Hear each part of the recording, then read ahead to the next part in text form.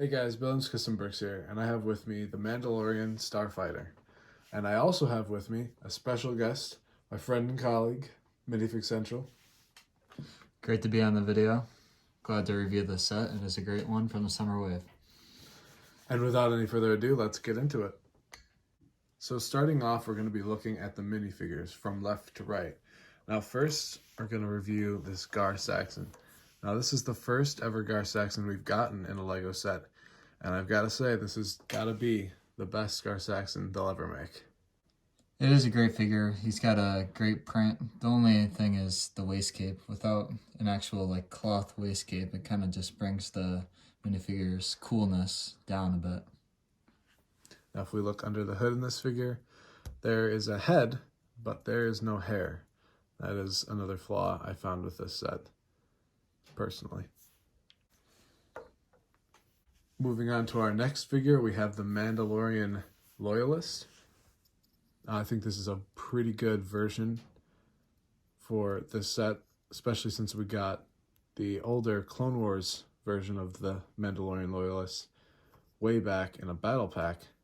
It is a great figure. I just kind of hope they make a battle pack with these guys, maybe like a few different versions of this figure and put it into a battle pack. I feel like it'd be really cool. Definitely. Building up an army of these guys would look so nice.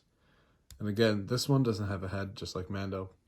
Kind of wish that they had one, but it doesn't make too much of a difference.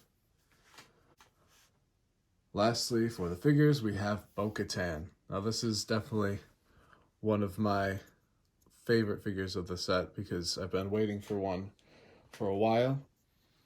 And it's nice to finally get one.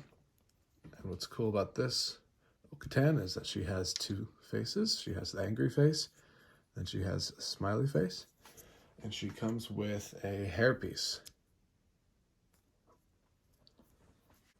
It is a great figure, just I've noticed that sometimes the print isn't very good. Like it can be faded, or on the helmet it can be like missing a print or misprinted. But other than that, it's a great figure. And lastly, we're going to look at the Starfighter itself.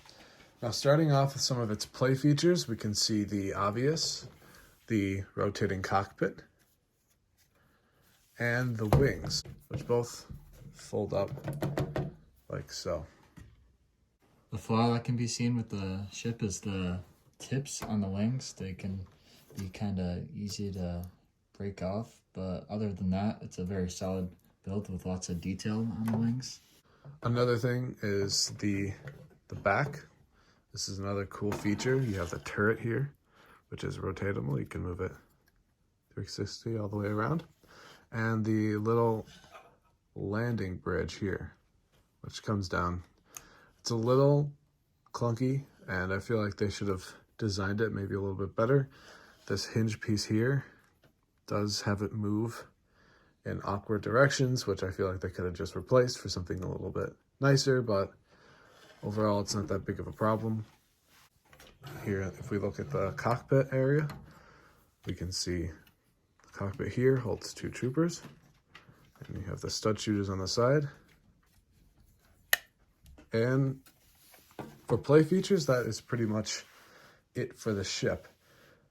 Now, one problem I do have with the ship is the bottom.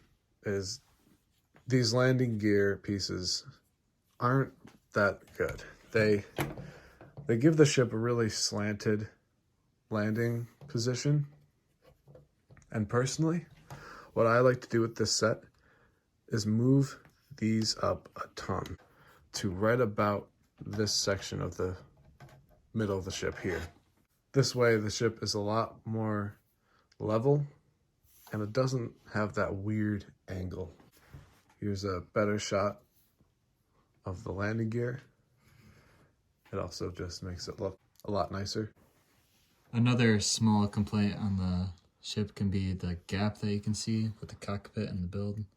It's kind of annoying. I feel like they could have done a bit better on trying to make it not as much, but it is what it is.